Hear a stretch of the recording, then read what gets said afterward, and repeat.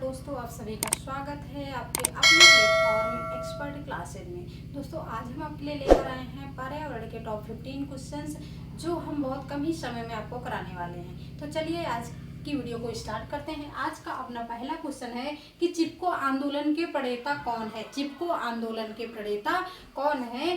तो पहला ऑप्शन है एम.एस. स्वामीनाथन, दूसरा ऑप्शन है मेधा पाटेकर और तीसरा ऑप्शन है सुंदरलाल बहुगुणा, चौथा ऑप्शन है चंडी प्रसाद भट्ट।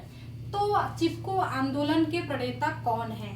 तो एम.एस. स्वामीनाथन किसके प्रणेता हैं, यानी किसके जनक है? ये हैं हरित क्रांति के जनक। किसके जनक है? हरित क्रांति के जनक है। एम.एस. स्वामीनाथन हरित क्रांति के जनक है। अगर मेधा पाटेकर की बात की जाए तो नर्मदा बचाओ आंदोलन के जनक हैं। तीसरा है सुंदरलाल बहुगुणा, ए किसके जनक है? ए है चिपको आंदोलन के जनक। किसके? चिपको आंदोलन के जनक है। तो यही तीसरा विकल्प हमारा राइट हो जाएगा। चिपको आंदोलन के प्रणेता हैं सुंदरलाल बहुगुणा। चिपको आंदोलन कहाँ चलाया गया था? तो उत्तराखंड के चमोली जिले में चलाया गया था। तो यहाँ पर तीसरा विकल्प राइट हो जाएगा। अगर क्वेश्चन में पूछा जाता है कि हरित क्रांति के जनक किसे कहा जाता है, तो एम.एस. स्वामीनाथन को कहा जाता है। क्लियर है? क्वेश्चन नंबर दूसरा है कि फेफड़ों से क्या चीज बाहर निकलती है। यहाँ पर पूछा जा रहा है कि फेफड़ों से क्या चीज बाहर निकलती है। तो पहला है कार्बन डाइऑक्साइड, दूसरा है ऑक्सीजन, तीसरा है नाइट्रोजन और चौथा है यूरिया।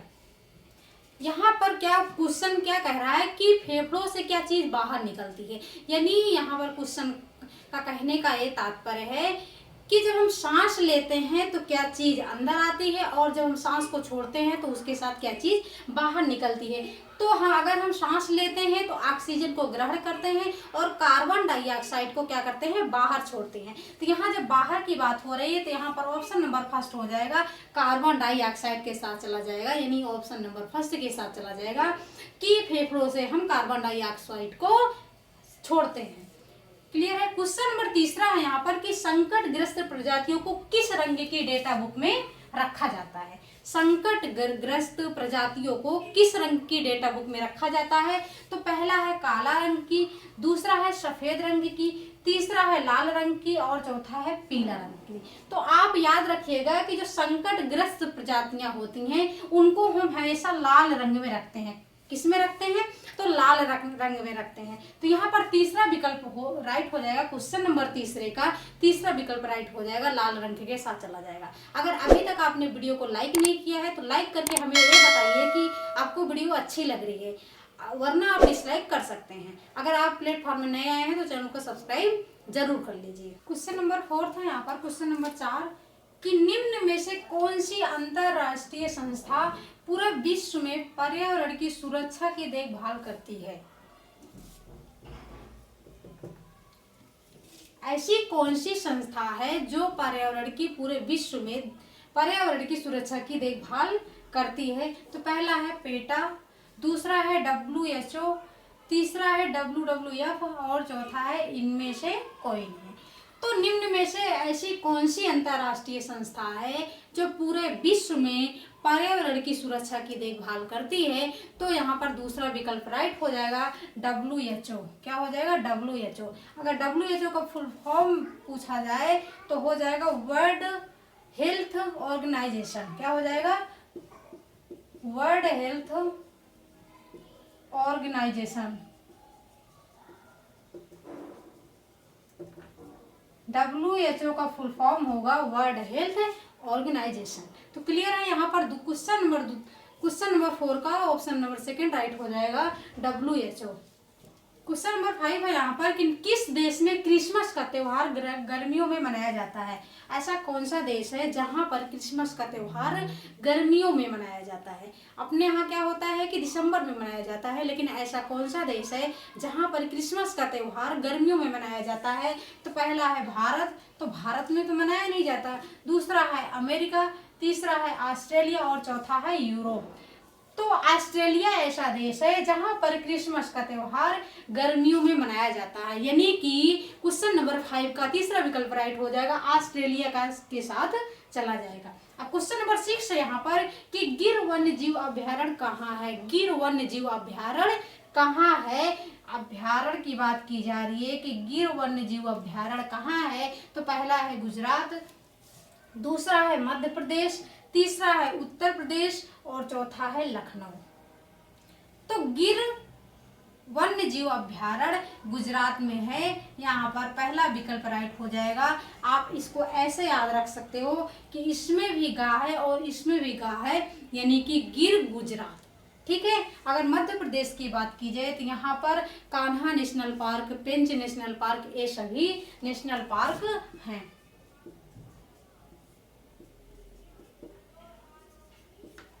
अगर उत्तर प्रदेश की बात की जाए तो यहाँ पर दुधवा नेशनल पार्क हो जाएगा एक। यहाँ पर खैर यहाँ पर क्वेश्चन नंबर 6 का ऑप्शन नंबर फर्स्ट राइट हो जाएगा कि गिर वन्य जीव अभ्यारण्य कहाँ है, तो गुजरात में है। क्लियर है।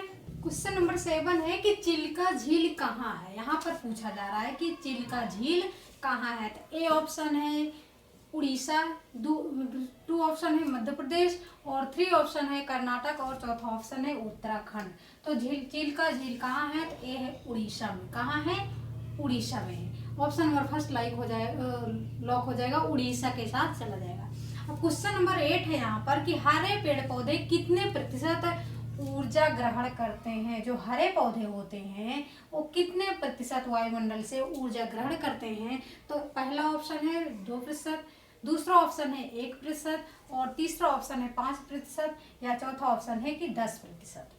तो हरे पेड़ पौधे वायुमंडल से कितने प्रतिशत ऊर्जा ग्रहण करते हैं, तो यहाँ पर दूसरा विकल्प राइट हो जाएगा। कितने प्रतिशत, तो भैया 1%। कितने प्रतिशत, 1% वो ऊर्जा ग्रहण करते हैं। कौन, हरे पेड़ पौधे। ठीक है। तो ए ऑप्शन यहाँ पर दूसरा ऑप्शन यहाँ पर लॉक हो जाएगा, 1% ऊर्जा ग्रहण करते हैं। क्वेश्चन नंबर 9 है यहाँ पर कि ओजोन दिवस कब मनाया जाता है। यहाँ पर जो भी क्वेश्चन हम लिए हैं आपके लेवल के लिए हैं और बहुत ही अच्छे अच्छे क्वेश्चन हैं, तो आप कंसंट्रेशन के साथ वीडियो को पूरा वॉच कीजिएगा और लाइक और सब्सक्राइब जरूर कर दीजिए। तो ओजोन दिवस कब मनाया जाता है, क्या पूछा जा रहा है कि ओजोन दिवस कब मनाया जाता है। 16 दिसंबर को, 16 सितंबर को, 16 जनवरी या फिर 18 जून को। तो ओजोन दिवस कब मनाया जाता है, ये मनाया जाता है 16 सितंबर को। कब मनाया जाता है, 16 सितंबर को ओजोन दिवस मनाया जाता है। यहाँ पर ऑप्शन नंबर सेकंड राइट हो जाएगा, 16 सितंबर के साथ चला जाएगा। अब क्वेश्चन नंबर 10 है यहाँ पर कि कौन सा पारितंत्र का जैविक घटक है, यानी कि बायोटिक और एबायोटिक। यहाँ पर क्या पूछा जा रहा है, जैविक घटक पूछा जा रहा है। वायुमंडल में कौन से घटक होते हैं, जैविक और अजैविक घटक। तो जैविक घटक किसे कहते हैं और अजैविक घटक किसे कहते हैं, यहाँ पर पूछा जा रहा है जैविक, जिसमें जान हो जैविक और जो निर्जीव होते हैं वो अजैविक। यानी कि जो सजीव होते हैं वो जैविक घटक होते हैं, बायोटिक और जो निर्जीव होते हैं वो होते हैं एबायोटिक घटक, यानी कि अजैविक घटक। ठीक है। तो यहाँ पर पूछा जा रहा है जैविक घटक पूछा जा रहा है कि जैविक का मतलब होता है कि जो सजीव हो, यानी जिसमें जान हो। ताप में जान होती है, नहीं होती है। दूसरा विकल्प होता है पौधे में जान होती है, तो हाँ भाई इसमें तो जान होती ही है।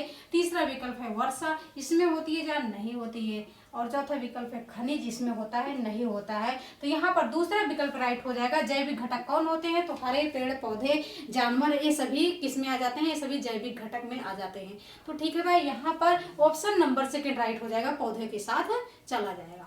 क्वेश्चन नंबर 11 है जो बहुत ही इंपॉर्टेंट क्वेश्चन है।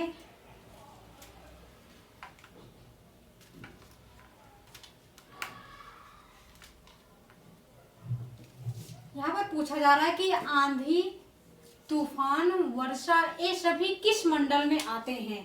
यानी कि आंधी, तूफान, वर्षा ये सभी किस मंडल में आते हैं, तो पहला है क्षोभ मंडल, दूसरा है समताप मंडल, तीसरा है मध्य मंडल और चौथा है आयन मंडल। तो आंधी, तूफान, वर्षा ये सभी किस मंडल में आते हैं, तो क्षोभ मंडल सबसे निचली परत होती है। सबसे निचली परत होती है जहां पर आंधी तूफान आते हैं।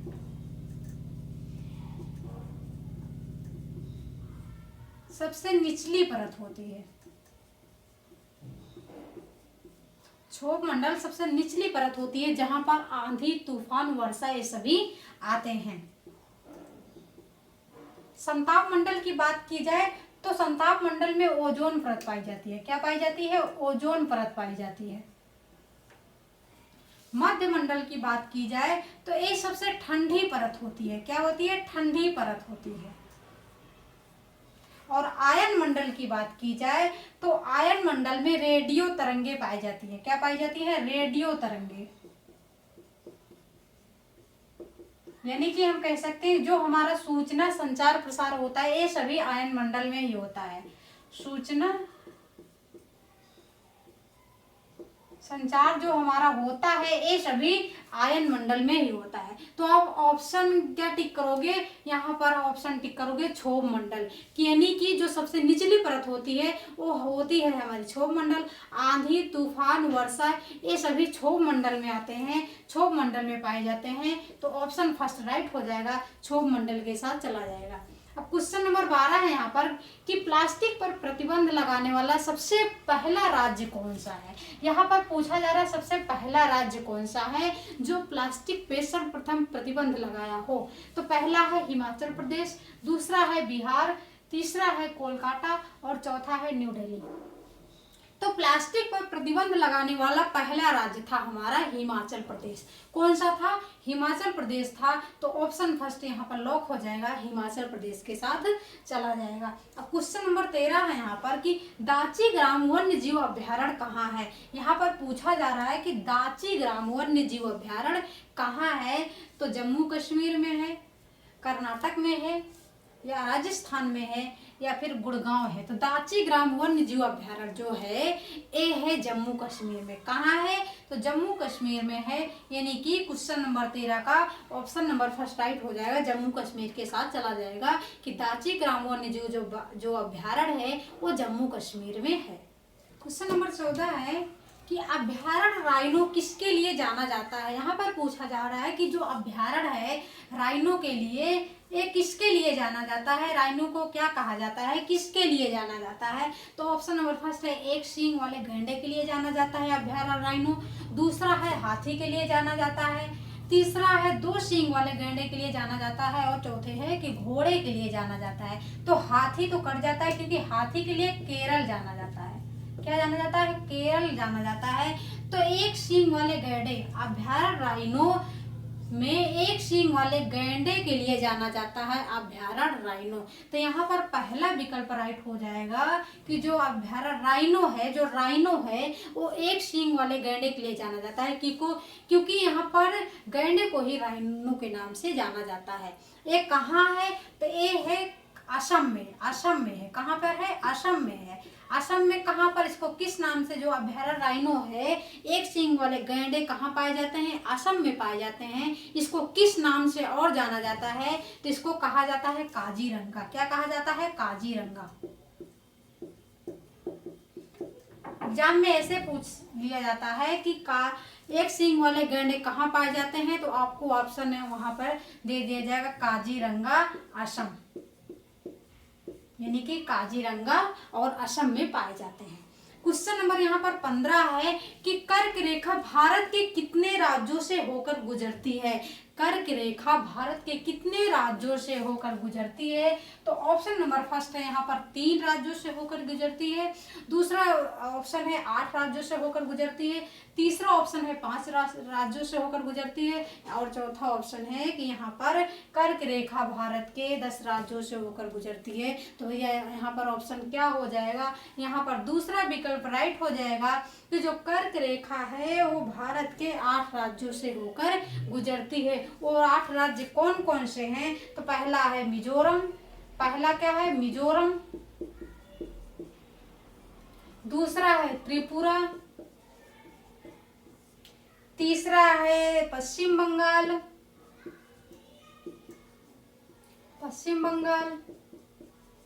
और चौथा है यहाँ पर राजस्थान, पांचवा है छत्तीसगढ़ और छठे है मध्य प्रदेश और सातवां है यहाँ पर झारखंड और आठवां है आपका गुजरात। एक बार फिर से देखिएगा आप, कर्क रेखा भारत के 8 राज्यों से होकर गुजरती है।